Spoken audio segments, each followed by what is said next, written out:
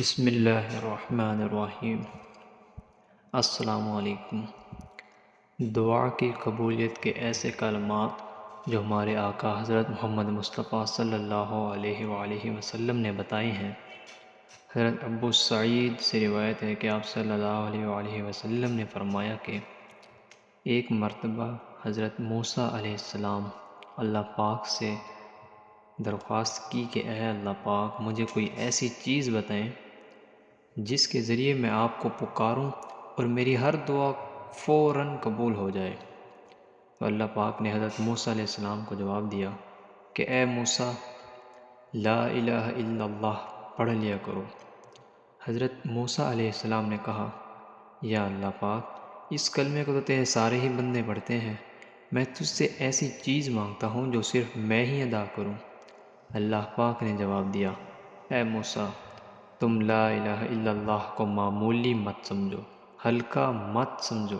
اگر 7 زمین اور آسمان کو ایک پلڑے میں رکھ دیا جائے اور دوسرے ترازو کے پلڑے میں لا الہ الا اللہ کو اللہ رکھ دے تو لا الہ الا اللہ کا پلڑا زیادہ بھاری ہوگا۔ وہ کون سے کلمات تھے جو اللہ پاک نے حضرت موسیٰ علیہ السلام کو قبولیت کے لیے بتائے تھے؟ اس کی برکت سے حضرت موسیٰ علیہ السلام جو بھی دعا کرتے وہ فوراً قبول ہوتی۔ حضرت محمد صلی اللہ علیہ وآلہ وسلم کی بہت سی احادیث میں ان کلمات کا ذکر کیا گیا ہے۔ حضرت حسن بصری فرماتے ہیں کہ میں نے ایک مرتبہ عبداللہ بن سلام سے ملاقات کی اور کہا کہ میں آپ کو ایک ایسی حدیث سناؤں جو میں نے آپ صلی اللہ علیہ وآلہ وسلم سے خود سنی اور کئی مرتبہ سنی، اور یہ حدیث میں نے حضرت ابوبکر صدیق اور حضرت عمر رضی اللہ تعالی عنہ سے کئی بار سن رکھی ہے۔ تو انہوں نے کہا ضرور، آپ مجھے ضرور بتائیں۔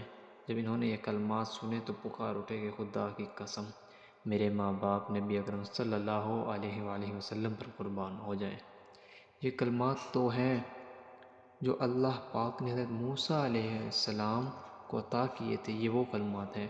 وہ روزانہ ان کلمات کو 7 مرتبہ پڑھا کرتے تھے، اور 7 مرتبہ پڑھنے کے بعد وہ اللہ پاک سے جو بھی دعا کرتے تو اللہ پاک ان کی دعا کو فوراً قبول فرماتے۔ جو بھی شخص ان کلمات کو صبح شام پڑھ لے اللہ پاک، اور پڑھنے کے بعد جو بھی جائز دعا مانگے گا اللہ پاک اس کی دعا کو ضرور انشاءاللہ فوراً قبول فرمائیں گے۔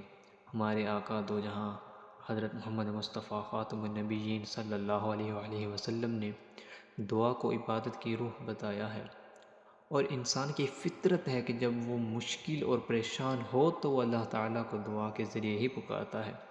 اور جیسے کہ قرآن پاک میں اللہ پاک نے فرمایا کہ اے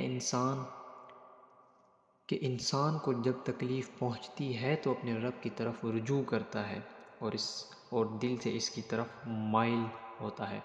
ہمارے آقا صلی اللہ علیہ وآلہ وسلم نے ارشاد فرمایا کہ دعا بھی ایک عبادت ہے، دعا ہر صورت ہی کرنی چاہیے۔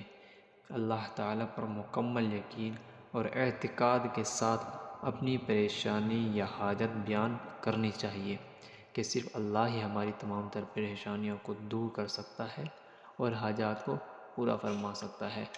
تو اللہ پاک خود فرماتے ہیں کہ اگر تم اس کو خالص اعتدال کے ساتھ پکارو اور دعا پوری ہونے پر یقین رکھو، اللہ تعالیٰ تمہاری دعا ضرور قبول فرمائیں گے۔ انشاءاللہ آپ دعائیں زیادہ سے زیادہ کریں، اور یہ تسبیح جو میں نے بتائی ہے اس کو ضرور کریں، انشاءاللہ العزیز آپ کی دعائیں فوراً قبول ہوں گی۔ جزاک اللہ۔ مجھے اپنی دعاؤں میں یاد رکھیے گا۔ اللہ حافظ۔